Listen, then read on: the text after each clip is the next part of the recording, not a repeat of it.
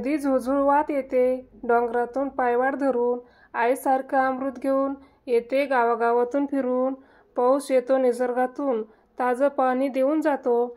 शेतकऱ्यांच्या भूमीत जाऊन हिरवा संसार फुलवतो. पाणी आहे अनमोल देणं, निसर्गाचं सुंदर भेट. ज्याचं त्यानं करायला हवं, हीच खरी माणसाची रीत.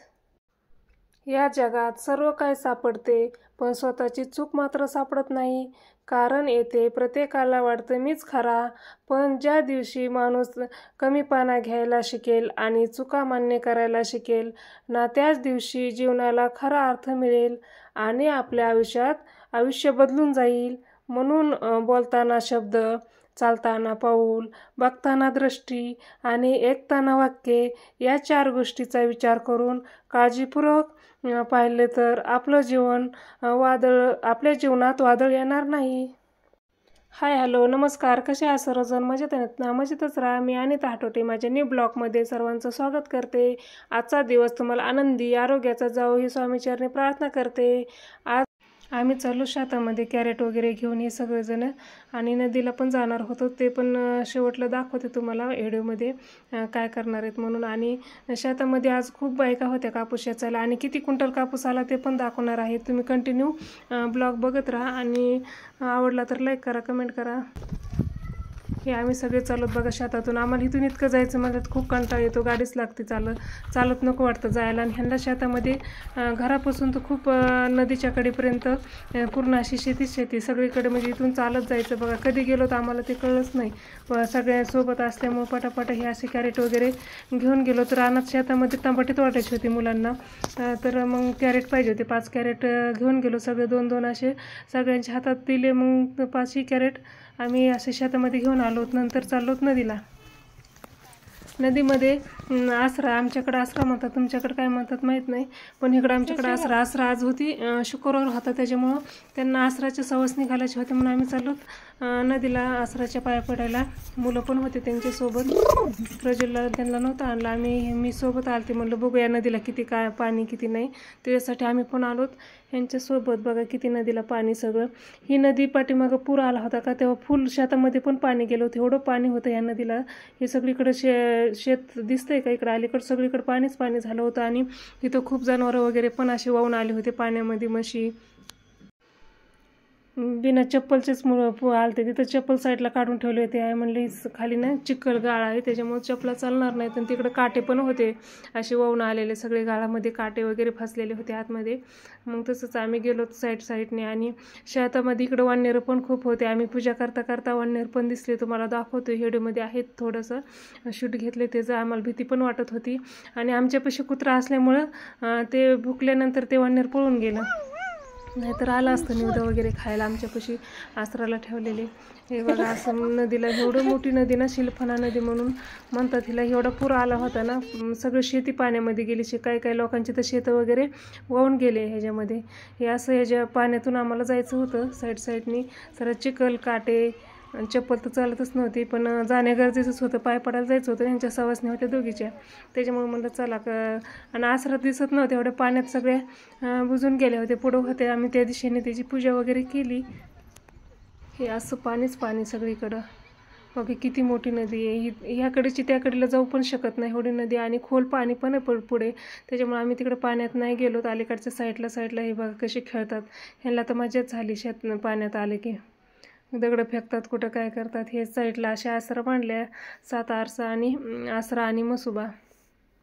तिथूनच पाणी घेतलं आणि आसरा वगैरे असे धुवून काढले मस्तपैकी. त्याला सिंदूर वगैरे लावून, हळदी कुंकू निवेद वगैरे करून आणले होते घरून. दोघींनी अशी पूजा केली आणि आम्ही थांबलो ते साईडला. कुणाकुणाकडे अशी आसरा पद्धत आहे, अशी पूजा करायची. नदीच्या कडेला आसरा असतात बघा, पाण्याच्या ठिकाणी असतात, कुणाच्या हिरीच्या ठिकाणी असतात. मग अशी ह्यांनी 7 आसराची पूजा केली. ब्लाऊज पीस वगैरे, निवेद, ओटीचं सामान, अगरबत्ती, दिवा असं सगळं घेऊन आलं होतं घरून. दही, दूध, गोमूत्र आधी पाण्याने धुतलं, नंतर गोमूत्राने धुतलं, नंतर परत पाण्याने धुवून काढलं. आणि मग नंतर पंचामृतने वगैरे असं धुतलं. आणि सिंदूर वगैरे असा त्यांनीच लावून घेतला सगळ्या आसराला, 7 आसराला.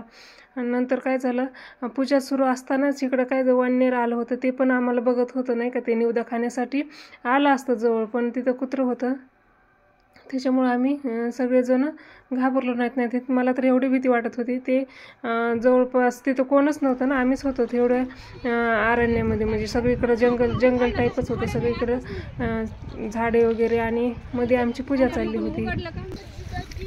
ते असं सगळं सामान वगैरे, फुलं शेतातच भरपूर फुलं होते, पण येता फुलं पण घेऊन आलो. असं बांधून घेऊन आलं, सांडून नाही म्हणून काही ह्याच्यामध्ये. अशी आमची चालली पूजा. टाकू का गोमतर?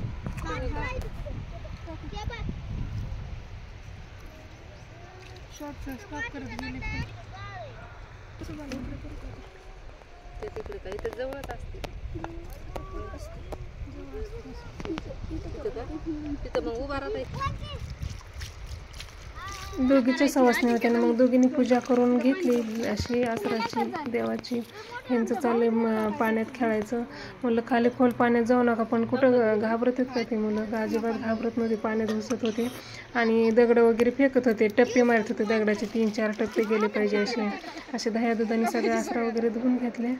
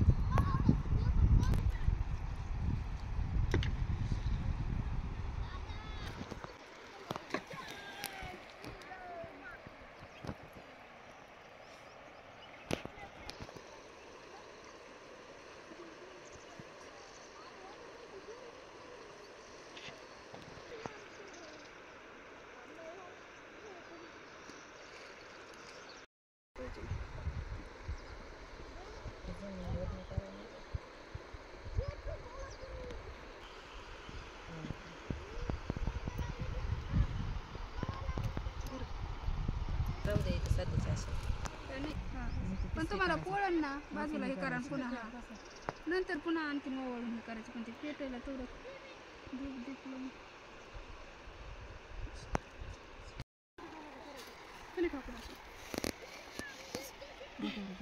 पण मग ते आपल्या पूजाला चांगलं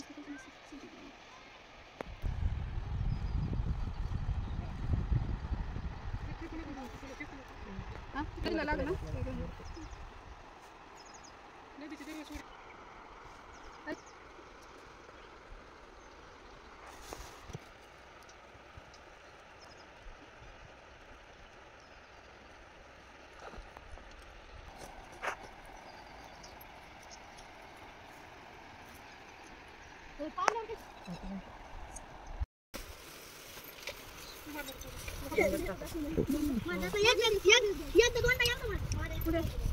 नंतर आधी तसंच भरले.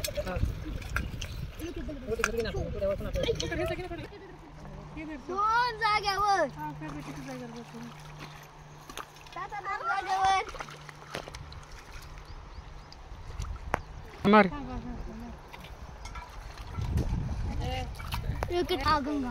मी म्हणलो जय गंगा देवी.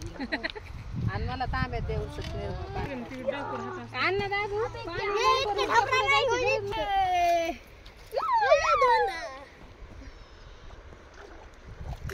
अब हमारा देखना.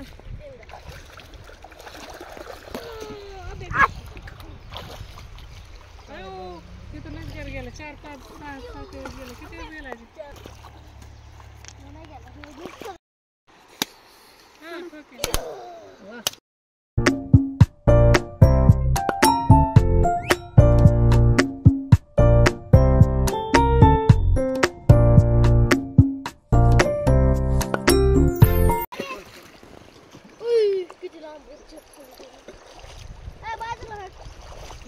पूजा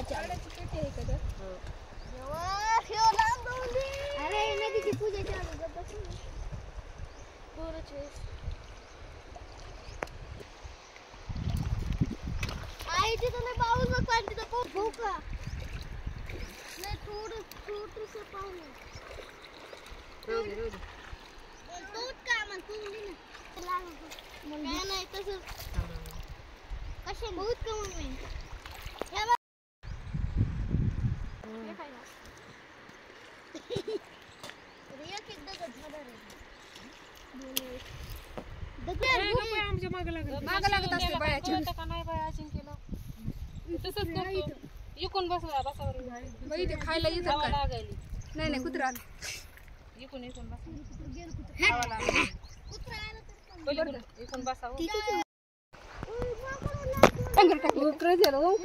मी म्हणते माझ्या पदार्थ पलीकडेच तुम्ही करते.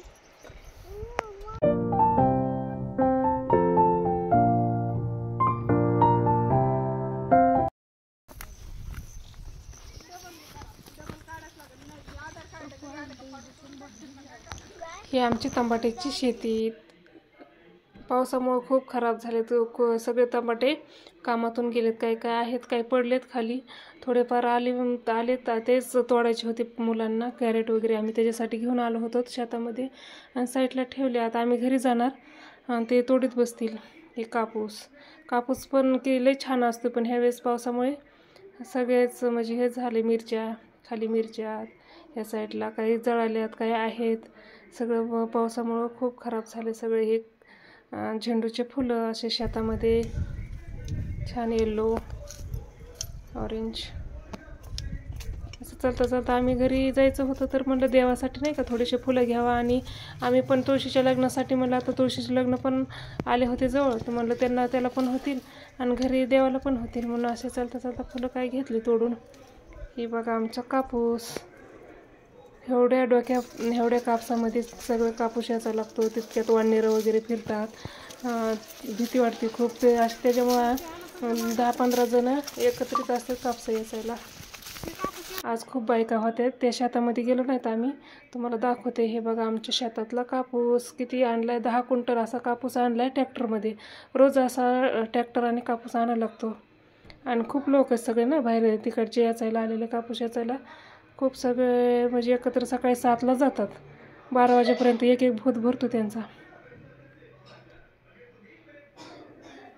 असं आणलं घरी. त्यांचेच लोक खाली पण करतात, भोतं पण काढतात सगळं.